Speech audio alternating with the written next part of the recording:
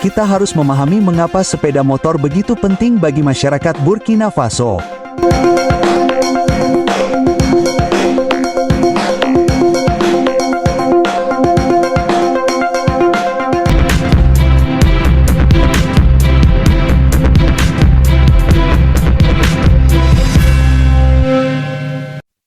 Di Burkina Faso, deru mesin sepeda motor lebih dari sekadar bunyi. Itu adalah ritme kehidupan sehari-hari. Baik di desa maupun di kota, sepeda motor mengantar siswa ke sekolah, petani ke pasar, dan pekerja ke tempat kerja. Bagi banyak keluarga, sepeda motor bukanlah barang mewah, melainkan penyelamat. Namun, selama beberapa tahun terakhir, penyelamat ini semakin sulit dijangkau.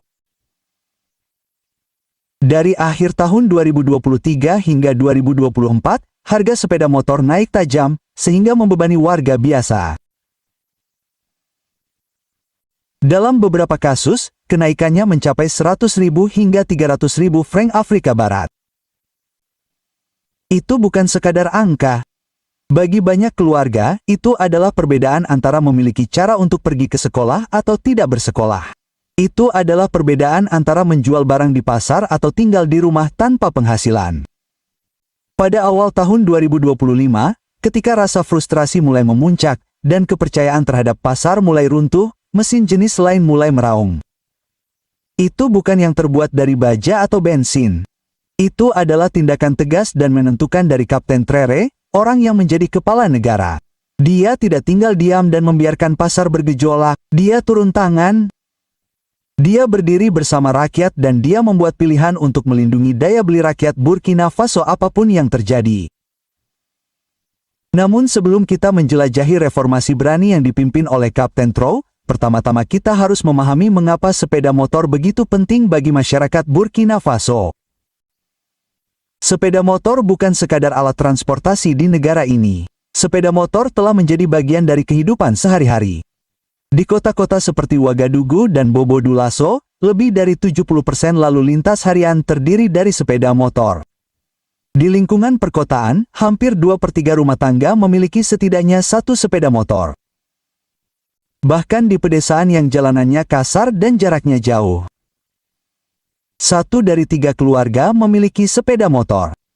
Mesin-mesin ini memiliki banyak peran. Sepeda motor adalah alat untuk bekerja. Sepeda motor adalah kendaraan untuk pendidikan dan bagi sebagian orang, sepeda motor adalah satu-satunya sarana untuk pergi ke dokter, membeli makanan, atau menemui orang yang dicintai. Bagi pedagang kecil, sepeda motor memungkinkan mereka untuk mengangkut barang dari pertanian ke pasar. Bagi para pelajar, sepeda motor menawarkan kesempatan untuk tetap bersekolah tanpa harus berjalan bermil-mil setiap hari. Bagi para perempuan yang berjualan sayur atau pakaian, sepeda motor membawa kemandirian dan martabat. Di banyak rumah tangga, sepeda motor merupakan barang paling berharga yang dimiliki keluarga. Sepeda motor diwariskan dari generasi ke generasi. Sepeda motor diperbaiki, dicat ulang, dan dilindungi. Sepeda motor bukan hanya logam dan karet, tetapi juga kebanggaan dan kelangsungan hidup. Inilah sebabnya mengapa setiap perubahan harga atau ketersediaan sepeda motor tidak hanya memengaruhi perekonomian tetapi juga jiwa negara itu sendiri.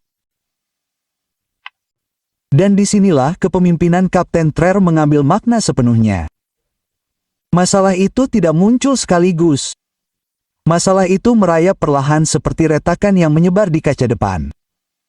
Pada akhir tahun 2023, banyak keluarga mulai menyadari bahwa sepeda motor yang dulunya mampu mereka beli tiba-tiba harganya jauh di luar jangkauan mereka. Kenaikannya tidak sedikit. Untuk beberapa model, harganya naik sebesar 100.000, 200.000, bahkan 300.000 franc Afrika Barat. Uang sebanyak itu bagi warga negara biasa mungkin setara dengan tabungan selama berbulan-bulan atau penghasilan pertanian selama semusim penuh.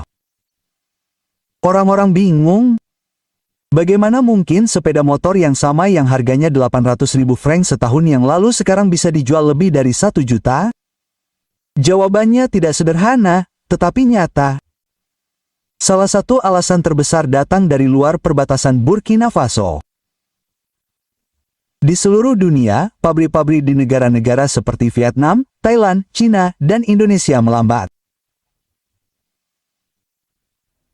Terjadi kekurangan bahan baku, keterlambatan pengiriman, ketidakstabilan ekonomi, dan karena Burkina Faso tidak memproduksi sepeda motor dalam skala besar, negara itu sangat bergantung pada impor. Jadi ketika pabrik-pabrik di Asia melambat, sepeda motor berhenti mengalir ke Burkina Faso seperti dulu, kelangkaan ini menyebabkan masalah kedua. Importir lokal yang tidak dapat membeli langsung dari produsen harus melalui perantara. Para perantara ini menambahkan biaya mereka sendiri dan segera harga mulai naik semakin tinggi.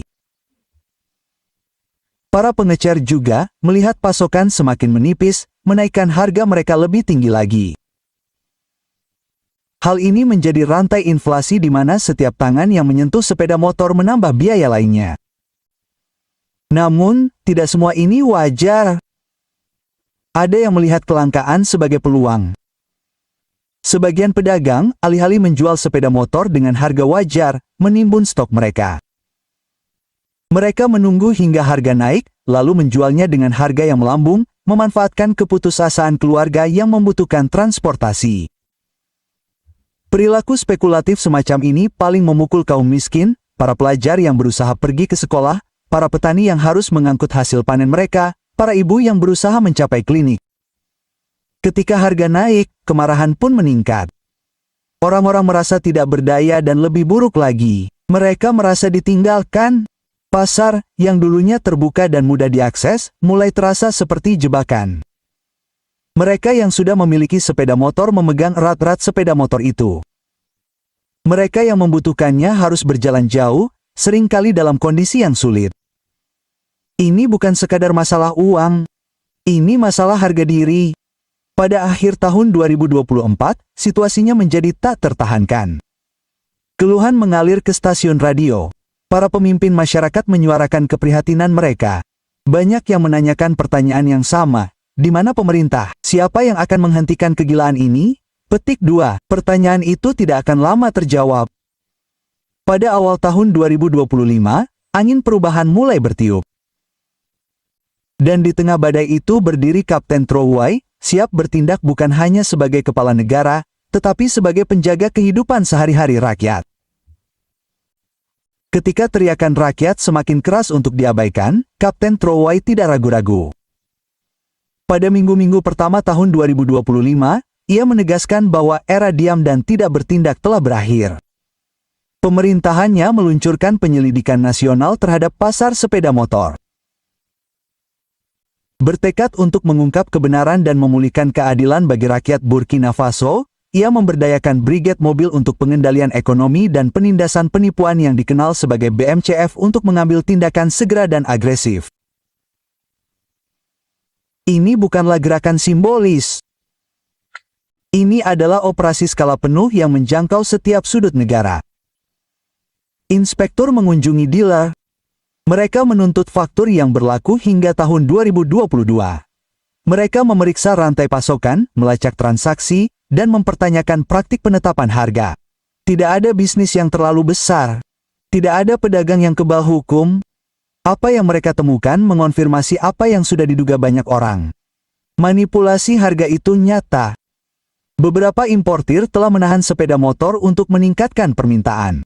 Beberapa pengecer menambahkan markup yang keterlaluan, menjual sepeda motor dengan harga yang jauh di luar nalar. Pemerintahan Traore merespons dengan cepat. Sepeda motor yang dijual dengan harga selangit disita. Kendaraan yang disita ini tidak dihancurkan atau disimpan. Mereka dijual kembali dengan harga yang wajar dan dananya langsung masuk ke dana dukungan patriotik negara yang digunakan untuk membantu mereka yang membutuhkan dan mendukung layanan publik.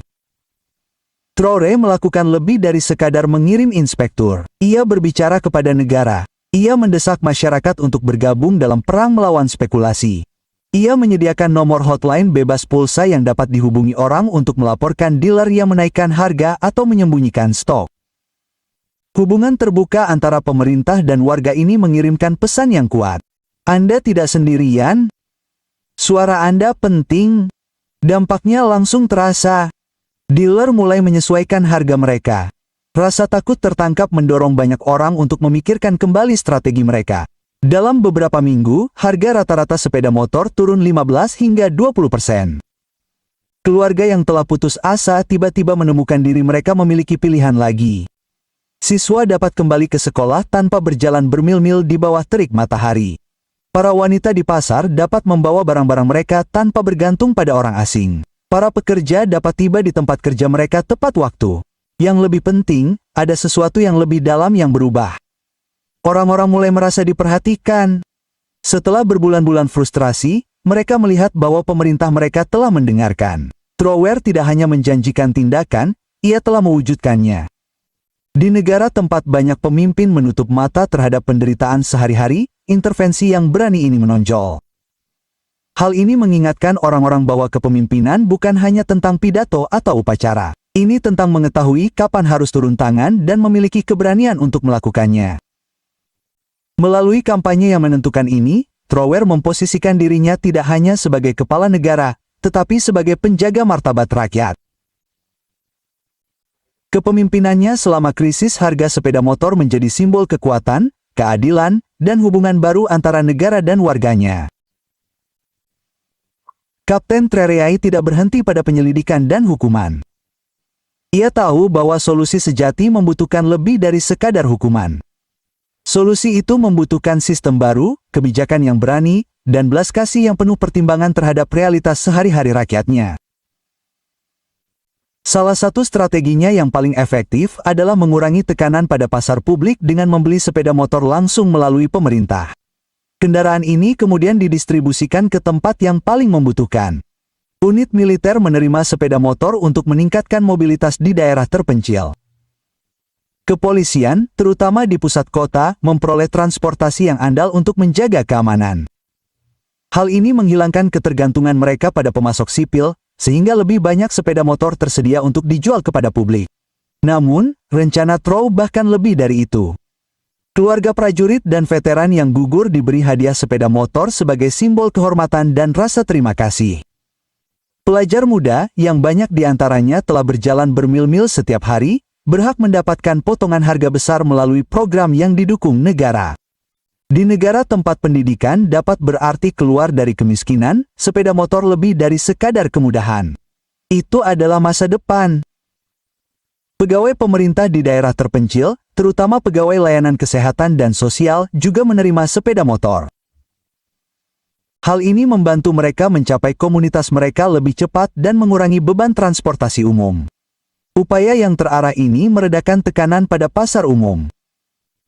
Dengan lebih sedikit lembaga yang bersaing untuk sepeda motor, ketersediaan meningkat untuk keluarga biasa. Harga stabil dan kepercayaan perlahan kembali.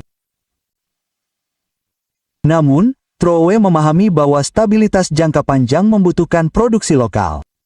Itulah sebabnya pemerintahnya memperkenalkan insentif untuk perakitan sepeda motor dalam negeri. Alih-alih bergantung sepenuhnya pada impor dari Asia, Burkina Faso mulai mendukung unit perakitannya sendiri. Hal ini tidak hanya menurunkan biaya, tetapi juga menciptakan lapangan kerja, terutama bagi mekanik dan teknisi muda. Visi Trowe bukan sekadar memecahkan masalah, melainkan membangun ketahanan dari dalam. Pendidikan juga menjadi bagian dari reformasi. Di bawah kepemimpinan Trower, program keselamatan jalan raya diperkenalkan ke dalam kurikulum sekolah. Siswa mempelajari peraturan lalu lintas, cara berkendara dengan aman, dan cara merawat kendaraan mereka. Seiring waktu, upaya ini bertujuan untuk mengurangi kecelakaan lalu lintas dan mempromosikan tanggung jawab sejak usia muda. Pada akhir tahun 2025, krisis sepeda motor telah menjadi sesuatu yang lebih. Itu telah menjadi titik balik. Apa yang dimulai sebagai masalah harga telah berkembang menjadi gerakan nasional, ujian kepemimpinan, nilai-nilai, dan ikatan antara rakyat dan kekuasaan. Kapten Trer telah menghadapi ujian itu dengan keberanian dan kejelasan. Ia tidak melihat sepeda motor sebagai mesin. Ia melihatnya sebagai penyelamat, dan ia memperlakukannya dengan rasa hormat yang layak, bukan karena apa adanya, tetapi karena siapa yang dilayaninya. Di mata